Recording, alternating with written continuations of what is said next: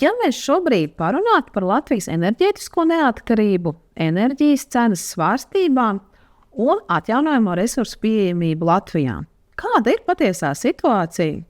Līdz šim tika uzskatīts, ka mums ir Daugavas HES un mēs spējam pilnībā sevi nodrošināt. Vai tā ir patiesība, vai tiešām mēs spētu sevi pilnībā nodrošināt ar enerģiju?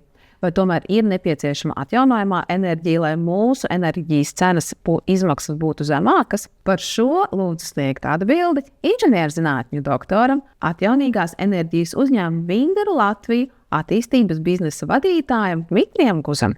Būsim godīgi, ka vēsturiski Latvija Baltijas mērogā, kad arī Eiropas mērogā ir bijusi tāda kā priekšgājēji.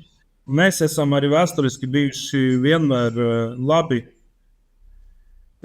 nodrošināti ar atjaunojumu elektroenerģiju, jo Daugavas HES uzkāds. Ja? Tas nav nekāds noslēpums, ka mēs vienmēr esam ražojuši daudz hidroelektroenerģijas. Tāpēc es gribu uzreiz teikt, ka Latvijā situācija ar atjaunojumiem energoresursiem nav nekāds slikts nav bijis. Problēma ir cita, ka HESI savā kopumā vēsturiski un arī tagad spējuši nodrošināt, no 50 līdz kaut kādiem labos gados 70% no Latvijas energopatēriņa. Tas, protams, ir atkarīgs no tā, kāda ir pieplūde Daugavas upē gadu no gada, jā, bet līdz šim nav bijis pietiekami tikai ar Daugavas HES kaskādi.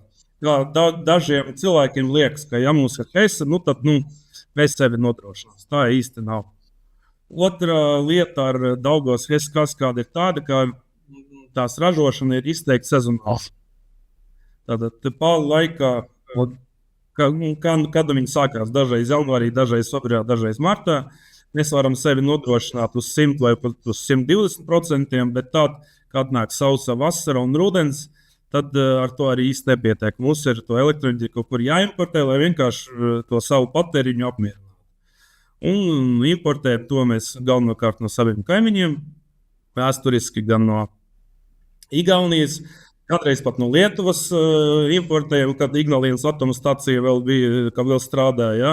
Protams, arī importējam līdz 22. gadam nemaz arī no austrumu puses. Ja? Kādreiz tā bija Baltkrievija, pēc tam tirdzniecība pārgāja uz Latvijas-Krievijas robežu. Tā kā mēs esam bijuši nodrošināti elektroenerģiju diezgan labi. Bet kas mainījās 22. gadā? Pirmkārt ir uzsācies karš. Tas ir ģeopolitiski apstākļi, ja? Un otrs, kā līdz ar šiem ģeopolitiskiem apstākļiem strauji pieauga gāzes cena, dabasgāzes cena. Un tā kā mūsu Latvijas iekšējais elektroenerģijas jaudas ir galvenokārt HES un Rīgas TEC 2, kas darbojas ar dabasgāzi, tad arī elektroenerģijas cenas ir vairākas reizes kļuvušas dārgākas, paaugstinājušas. Tā kā gāze kļuvusi dārgāka. Tas ir numur 1.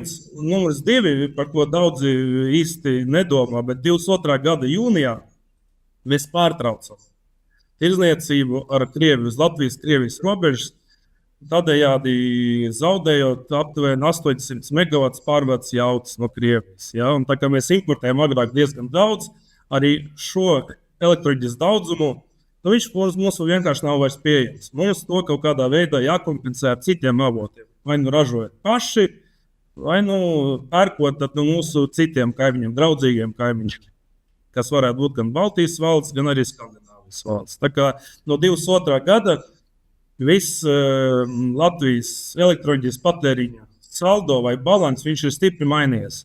Un līdz ar to tirgu sākuši nākt pilnīgi jaunie spēlētāji, tādi kā Vinderu Latvija, piemēram, kas vēlas attīstīt Latvijā gan saules ģenerāciju, gan vēja ģenerāciju, bateriju parkus un tā tālāk, lai to lielo iekšzemes pieprasījumu apmierinātu.